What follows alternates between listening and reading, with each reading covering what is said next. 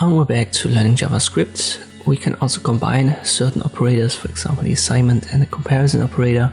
So when we have a variable let x equals 7 and we compare this now with greater than 12, this is false obviously because 7 is smaller than 12.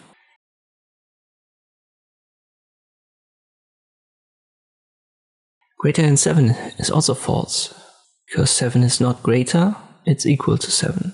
But if we make it greater than equal, so we combine the greater than and the equal operator will get true. So you can add this equal operator to greater than or lesser than.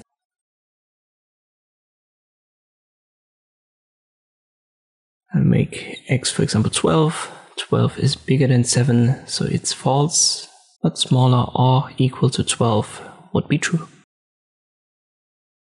I hope this video was helpful. Thank you for watching, and I'll see you next time.